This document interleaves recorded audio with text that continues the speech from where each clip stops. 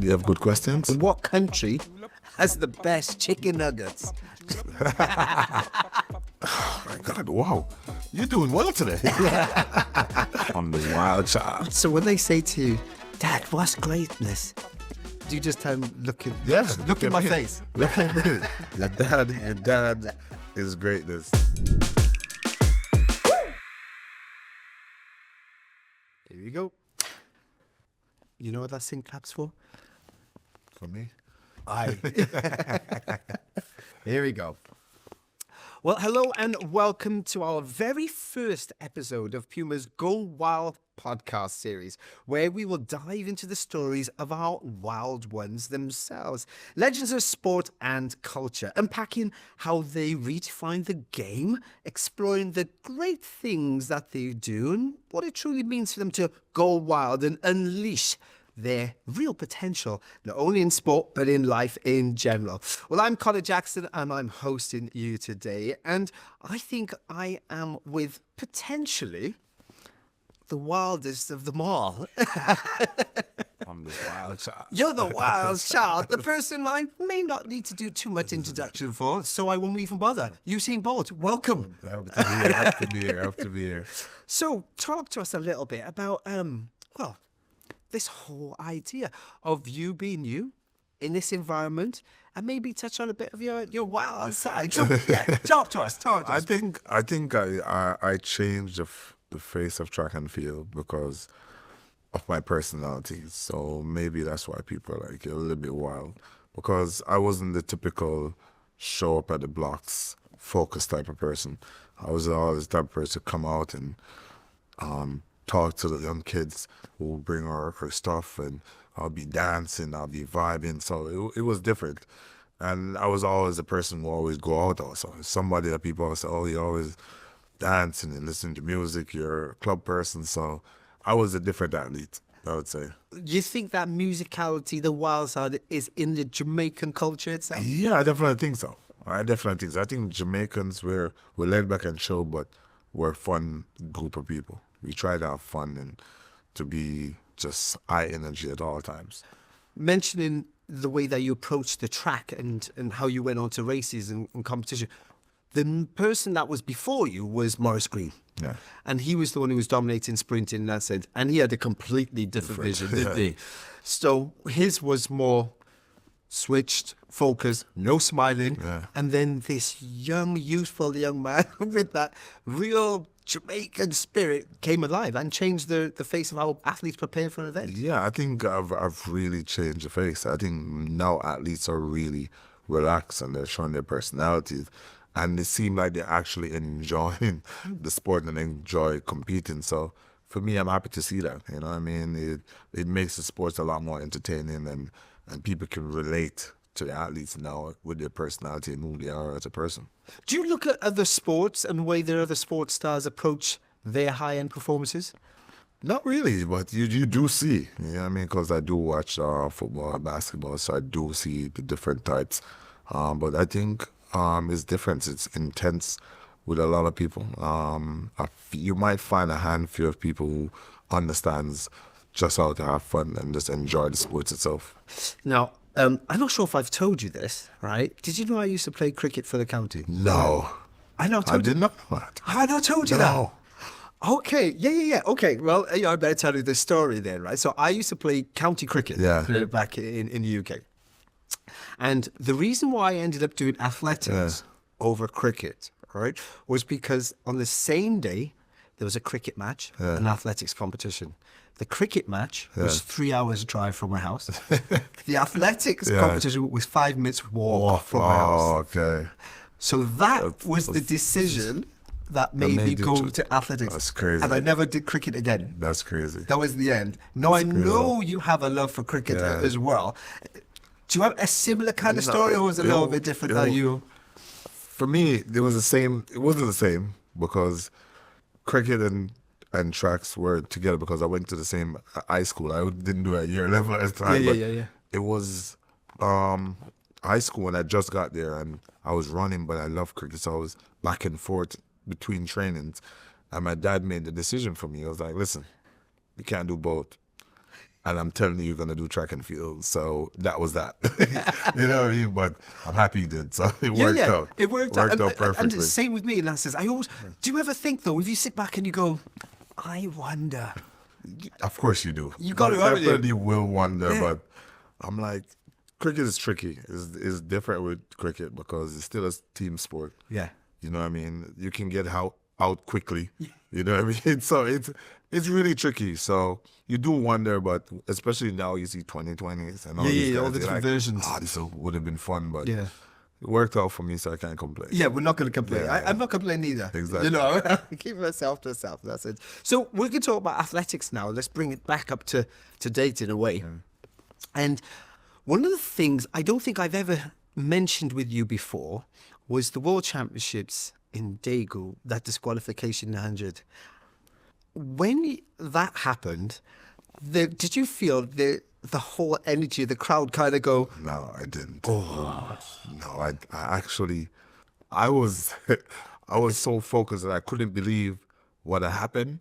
It was a shock to my system. When it happened, I was like, what did I just do?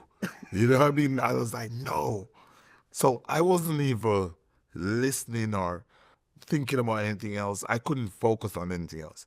I could not tell you how somebody's face was looking or anything. I was just like, what did I do? You know what I mean? And I wasn't one of those athletes to go, oh, I need to stay in the... So I didn't fuss. I just walked away because I actually took my shirt off because of the frustration and I was losing my mind. So for me, it was after when everybody was telling me, like, they compared two pictures of when I was in the race and after I first started and the spot was empty.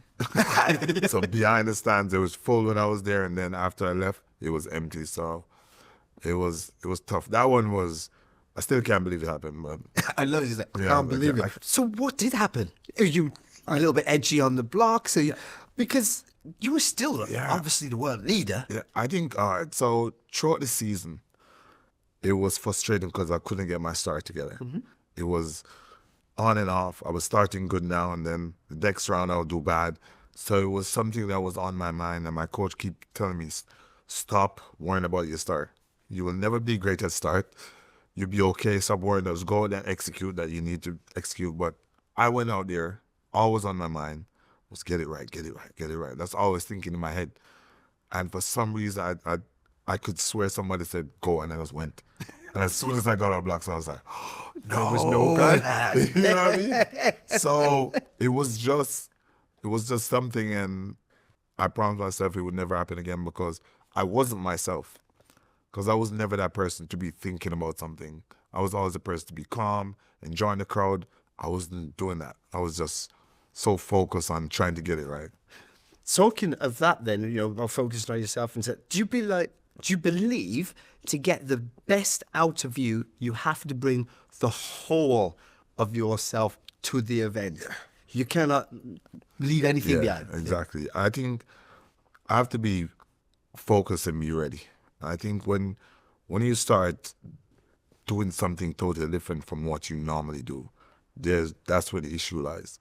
And that's what cost me the 100 meter that year, because I wasn't myself.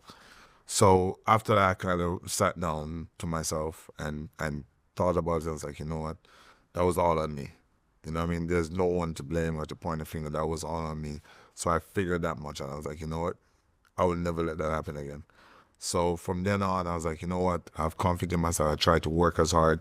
I tried to focus. You know what I mean? So it's something that took me a while, but I figured it out. You got it. Absolutely. So was there any stage in your career you're developing then that you thought, do you know what? Okay, I've won World Juniors. There's a lot of talk about me. There's a lot of pressure on me. Can I really deliver?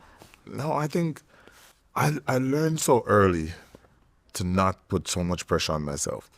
Because I remember after I won World Juniors, I was 50, everybody was like, oh my God, he's going to be the next one. Yeah. And it was a vibe, and it was excitement, and it was all.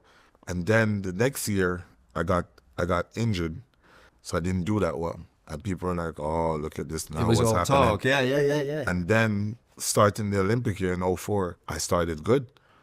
And then they were like, oh, he's looking good again. And then during the Olympics, just before I got a little bit of injury, then I went down. And it was back to, oh, look at this. And I figured out that if I do good, they're going to love me. If I do bad, it's going to be an issue. So I was like, why do I focus on what they're saying? Yeah. And I want to do good for myself. And I figured that out at a young age. And that's what made it easy for me as a senior. Because now, yes, I'm happy that you're happy. But it doesn't matter if you're not happy because I'm happy.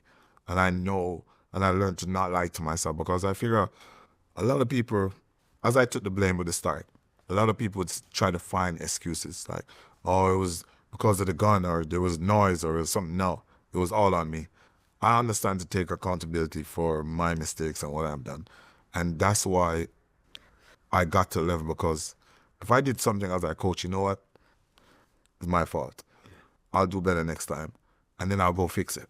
So that's the reason I'm so good right now because I take accountability so I know the work that I have to put in to get to the level and stay on top because I want to be great, as you said. Add into that now. So it's a kind of continuing theme in a way. It's that, you're a dad now yourself and you'll have your kids will have their dreams and their aspirations. Yeah. I mean, you will have to somehow kind of get them to embrace their own talents. Yeah. So would you be using kind of your resilience, your stories to help them get through that? Yeah, for sure. For sure. People ask if my kids get into sports, if I'll train them. I was like, I'll be there for them, but I don't think I should be the one training. Right. Because you're going to be tougher on your kids because you're a dad and you want them. So you be a little bit more rugged and tougher. But as you said, I'll inspire them and teach them my stories, explain to them what I've been through, how I overcome. So I'll be there for them, but I could never coach them. You know what I mean? But I look forward to the moment. So when they say to you, Dad, what's greatness? Do you just tell them, look in my face? Look at me. Your dad is greatness. But just explain to them, how do you get to greatness? You know what I mean? Because it's not just winning one race. You know what I mean? It's not all about winning, but how you carry yourself and how you're perceived in the public eye. So these are the things that I would have to teach them over time. So young athletes as well then, that are up and coming, if they come and sat with you, I mean, lots of them would try to emulate you. But would you say to them, explain to them, they've got to be themselves? No, you don't. You know what? I'm happy you say that. A lot of athletes always say, oh, I don't want to be like Usain Bolt. I want to be my own self. Yes, you should be different, but you should want to be like me. You know what I mean? Yeah. Do it in your own way. Yeah. Because when I hear athletes like, oh, I don't want to be the next Usain Bolt, you should want to be the next Usain Bolt. I've always done, because I wanted to be Michael Johnson. He inspired me. I want to be like him because he was the epiphany of greatness. He was the one that showed you what you need to do to get there. If you want to surpass me, beautiful. But if you're going to say, oh, I don't want to be Nick Usain Bolt, what do you want to be? Because I'm the one who set the bar where it is now. So if you want to get there, you have to be me and more. Some. Yeah. Exactly. So I always hear athletes say that. I was confused. Like, why don't you want to be like the person who is the greatest? You know what I mean? Yeah. So, but be that person, but also be more, but do it in your way. Be your own person. And that I understand. Yeah, I can see. Be your own version of Usain Bolt. Exactly. Right? You can never be Usain Bolt because there's only you. Yeah, exactly. But I'm the bar that shows you if you want to be as great, you have to come close or surpassed. You know what I mean? Just a couple of notes, Trey, there I'm looking at. And one of the things is we're looking at being true to yourself. Right? And I think you kind of touched on there. Because I guess it's that purity of owning a circumstance. Yeah. And that's got to be really prominent in your thoughts before you compete, at least, or before you do anything in life. Yeah, I've seen so many people try to push blame onto somebody else. You know what I mean? And the moment you do that, then you're defeated. Because now you'll never move forward. You know what I mean? Because if you're pointing fingers and saying that means you're going to make the same mistake you made yesterday because you feel like you did nothing wrong. You know what I mean? So until the moment you say, you know what? you look into yourself and say, this was on me. I need to fix this. You know what I mean? But if you say, oh, Colin did it, you know what I mean? And then you go back, you're going to do the same thing because you felt like you did nothing wrong. So you're going to repeat the same thing over and over and over again until you take accountability. What's the toughest thing about being you? Yeah. But also, then what's the best thing about being you? I mean, and you can go either. You can use your sporting career, your afterlife, whichever one you like. But what's the best and what's the toughest? Oh my God. I think it's one of the same. I think being famous, it's tough, but it's also the best thing. Oh, yeah. You know what I mean? Yeah. Because at times it's hard just to be a dad. Because when I take my kids out and to the park or so, and people are still like, oh, can I have You're saying, it's on you. pictures and It's tough because now you really want to be a dad and be a family guy and do stuff with just your kids and to enjoy, you know what I mean?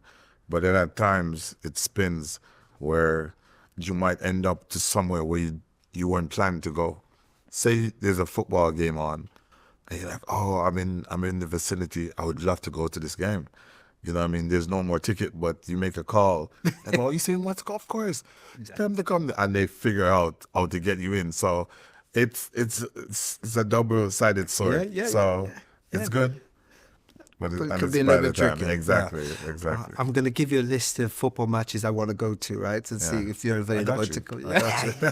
You got me covered. I got you covered. I got you covered. So when we talk about pressure, lots of time we talk about how you deal with pressure, how you handle pressure. Are true champions are the people that are made with talent or the ones who can deal with those external pressures? Pressure. I think the ones that can deal with external pressure. Because not calling it, but I've seen people who are very talented, but when the time comes, it's tough. I remember watching the 100-meter finals last year in the Olympics, and I could tell Usain was going to lose after when they started. I was like, he has a great chance of winning. Yeah. But the moment they took like 10 minutes, I was like 6 They minutes. did a little messing about. And they were standing there. I was like, yeah, he's not going to win this. Yeah. Because it's already pressuring to walk out there. And this is your first one. To the point where now you're like wallowing in everything. So now you're standing there, you're doing nothing. You're seeing all that's going on. You're thinking about what's about to happen. There's so much going on. That pressure comes, it feels like a wall closing in on you the longer you're standing out there. So I knew I was like, he's not going to win this one. And I knew because Noel his confidence is different. So I was like, he's definitely going to win. Because he's so confident, he's living for the moment. And Usain is his first time. He's never been under this pressure to win. The fact that this is your first Olympics and you are favorite to win this, it was tough. But so that's what I'm saying. Pressure, you can have all the talent, but if you mentally you're not strong, it will break you down. Looking at life, you had the life as a track athlete, obviously, which was pretty successful. You look in your life after track, which is going all right too, right? Yeah. In that sense. Is there a preference? Oh my God! Wow, you're doing well today. You're doing well today. I think, you know what? I used to complain when I used to travel a lot. Yeah. When I used to do track and field, but I do miss it. I do miss the competitions and going to the meets. You know what I mean? Competing. I don't miss the training, but I do miss the competition and the world championships. I didn't get to go to the Olympics. I really wanted to go, but I got injured playing football. Yes. I was going to ask you how that's coming out. Yes. So, but it's something that I miss. And I was so excited last year. I'm looking forward to this year going to Tokyo. But I look forward to that. I really want to be in the stadium and feel that energy again. So it's something that I actually missed. You know what I mean? So right now it's edging out the new life. Yeah. The reason why I asked that question, because I remember somebody asking me a similar question, and I said to him, if I knew what my after track life was going to be like, I would have retired 10 years earlier. Right? But that didn't mean I wasn't enjoying my athletics. You know, I won world titles, European titles, Commonwealth, all after, as you know, that 10 years. But this part, I really enjoyed this bit too. So I think I'm blessed. Yeah, I think it's fun, but I think maybe if I'd known how, it's not like I'm not enjoying, I'm loving the time. Yeah. But I would have probably gone 4 more years. Really? Maybe. And say, you know what, let's try for Tokyo. If I knew, I was like, you know what, let me go. But because I dominated so much, I was like, oh, I don't need to go. But if now I was like, you know what, if I knew I was going to miss it so much, I would have said, you know what, let me go 4 more years. Do you know why I'm giggling to myself as well? Because, you know, you'd have been able to have some of these new technology shoes. I probably would have gone longer now. Yeah. Because the spikes would have came in and I was like, you know what, let me stay a little bit longer. You know what I mean? So it would have been good. Brilliant. That says we got all the shoes in front of you now. Very much part of history of our brand here. Any particular favourites? At least like the way the shoes have gone? No. I mean, I've seen you in all of these. Yeah. I don't know. This is the first custom one they made for me. Which one? The gold one? This is in Beijing. This was the first one for me. All of them, I love them all, but these were my favorite. They were so comfy and nice, and I think it was because it was my first custom made. spikes. Yes. It was something that really resonated with me. Like, I loved it. Because when they changed it outside, they changed it to these. To the orange, these ones, But then as they were quick, so I was fine. They were really quick and they were different and they were much more closer because I think that's the year they made molds for my feet. Yeah. So I was like, no, these are good. So it worked out. And how much input do you have on what's written on them at the back here? All input. Okay. Yeah, I always tell them how to go about it. You know what I mean? I think I put a lot of pressure. I don't think the Spikes guys like me. I put a lot of pressure on them. See, most people wouldn't get close to seeing what these actually read. So can you remember what's written on them? You can read it. It's just who's faster.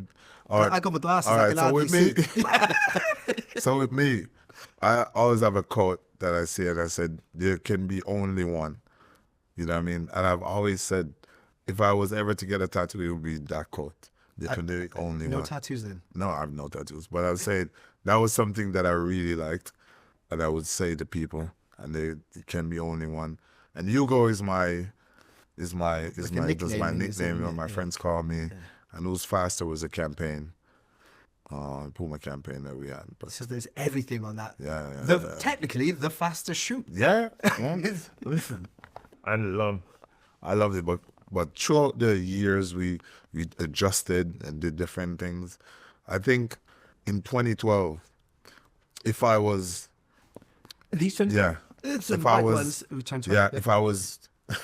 focused, if I was focused on the lean, I think I would have been either broken the world record or been closer.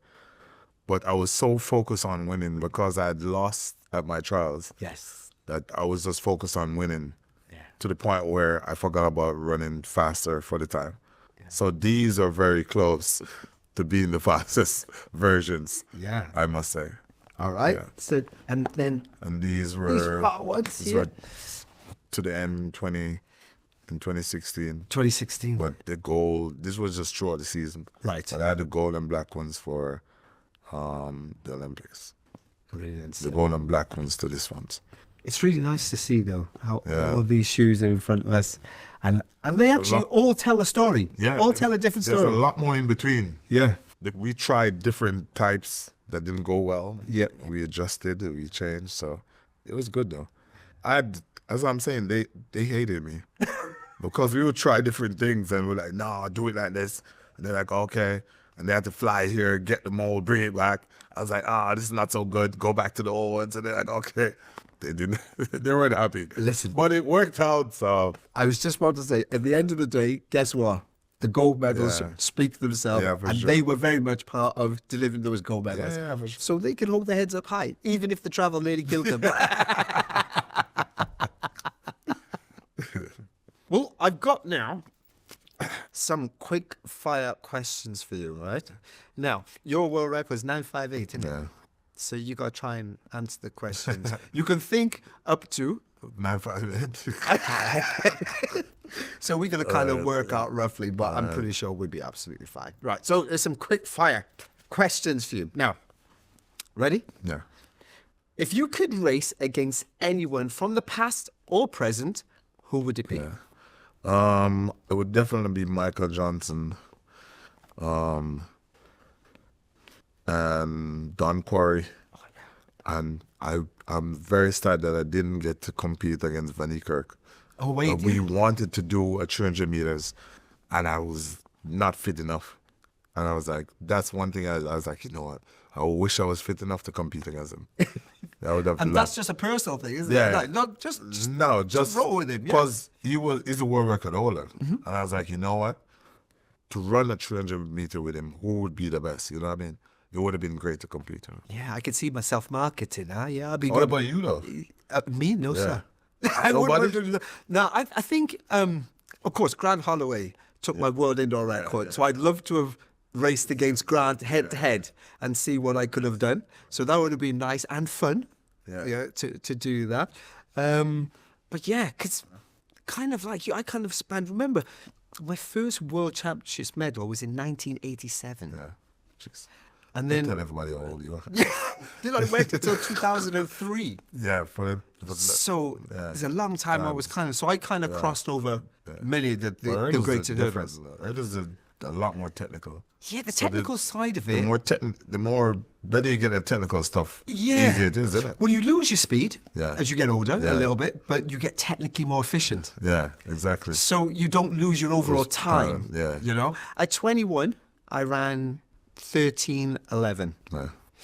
And at 36, I ran 13:11. Yeah. So, Because you know, technically you got better. basically, yeah, Yeah. but the speed bump. Here's another one for you, Dan. You're very well travelled, as we know. So, what country has the best chicken nuggets? You know the worst part about it? I've only had chicken nuggets. I don't really eat a lot of chicken nuggets outside. It's always KFC. Okay. But it's hard to pick. I think I've been in Munich so much, I think KFC is the best. It's in Munich, outside of Jamaica. Yeah. Yeah, All of right. course. Okay, we'll take that. Yeah. You said the right thing at the right time. Biggest inspiration in life? No. Clock sticks. It's not. You know what? My dad really inspired me. My dad was always that person who said, oh, you need to work hard, you need to work hard, you need to work hard. People always tell you this, but I saw it with my own two eyes. He didn't just say it and didn't do it.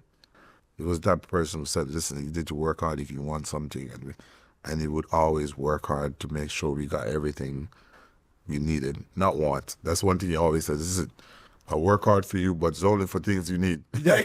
Not what you want. You know what I mean? So You want the world. I could see, I could see.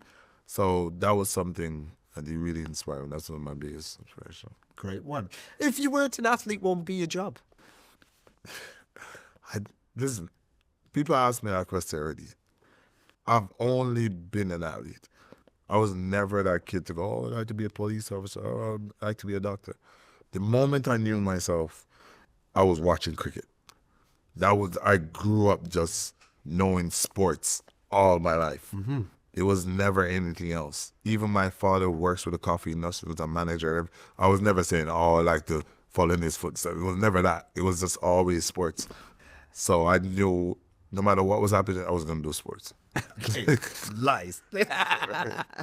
Okay, here we go. And this is going to be a weird question, right? Because God knows how many Olympic titles, God knows how many world titles. So my question is, what's your biggest regret? I don't know. Biggest regret. Not going to some 19? You know what? Yes, that's something that, yeah, I that didn't want to feed that, that but that's one, but not competing in the was it 2003 Paris World Championships? yes, Paris, 2003. I went, and my season was kind of long, but they asked me to swap out for Chris Williams at the time, and I agreed. I said, you know what, give him my spot. If I had known, and I knew the winning time was like 20.4 It wasn't or something it like wasn't that. rapid, no. And I was running 20.4, 20.3, so I was like, maybe it would have been different. But I'm just saying. Okay, no, that's a nice. Those two things, Yeah. but yeah, and I never thought about it. 8 sub 19. That would have See, the been shoes, yeah. good. If you had them Easy. on the cards. What's your proudest achievement so far? Normal people would say, oh, to becoming a dad. For me, I think that first, when I won World Juniors, I always tell people this is one of my favorite moments my entire life because I did it in front of home. And it was such a big deal. It was my first time, and it was a massive deal to the country itself. And it was the only gold medal. So that moment changed my life in so many ways. So I would say that. Isn't that interesting? Because when people ask me that same question, it's the World Juniors for me as Exactly. well. And my reason was it was the first time I was going into a major, so a global major, as a favourite. Oh, okay. So to deliver the gold medal just told me I can do it. I can take the pressure. I can raise my game, and I can deliver a performance. And that helps also. When you say pressure, I think that was such a good moment because I've never been so nervous my entire life. World Juniors, when I never forget, I was walking out the tunnel, and then you hear people start chanting Bolt, Bolt, and I'm like, what is happening? You know what I mean? I'm like, no, and I couldn't stride out. My legs were weak. My legs were weak. I put the wrong shoe on the wrong foot. I was losing it. You know what I mean? I was so nervous, and the fact that I won, and I think that was such a big moment also, which helped me.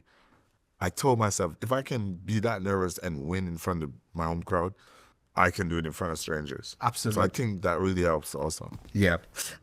What's a secret talent that nobody knows about you? Well, everybody knows I'm a great domino player. Everybody. I'm an excellent domino player. I'm not saying anything, but I think I could give you 6 love. Be cool. It's not saying anything. Let's not get arguing on the podcast right now. Well, how about this one? Your final one on the Quickfire then. What is one thing you're surprisingly bad at? What am I don't know. What could I say? Table tennis. You're bad at table tennis? Okay. How's you swimming? I'm getting better. I'm better. I was bad one time, but I'm doing better now. I can tread water for at least 2 minutes now. That's a one good time I stay away. I would not go, but I'm getting better. So if there's That's it. that's a I can save myself. You can save yourself. I can save myself. I'm writing that down as a note. Don't go swimming in this. yeah. He's not looking after me. I'm not the person to save you. Yeah, okay. So don't look to me. Listen, finally, because you're such an incredible role model, you're an icon. I mean, if you could give a message to anybody out there, and I mean this for anybody, because this is not just for athletes, so this is for anybody in that sense, what would be the thing, the overriding leave that you'd want them to take away from this? I think from if it's everybody is that understand that the road, it won't be easy, no matter what you do. I think a lot of people beat themselves up because they fail, and it's a part of life. You will not get everything on the first try. You know what I mean? So understand that you will fail, but learn from your mistakes and grow. And if you love something, don't give up. You know what I mean? Just be determined and work figure out what you need to do to improve and to be better.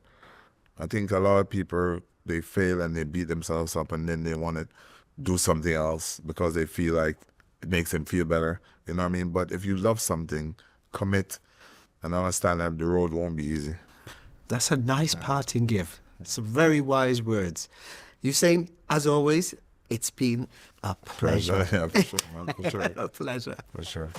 Well, Usain, if you glance over your right shoulder, my left there, we have that beautiful wall of fame. I can see all sorts over there. So have you got anything for us to place there, Yeah, sir? yeah, of course. I'm not that type of person. I came very with something. prepared. Nice. Let me sign it. All right. I give it to you. Yeah, that's what I do. It's what you do. There you go.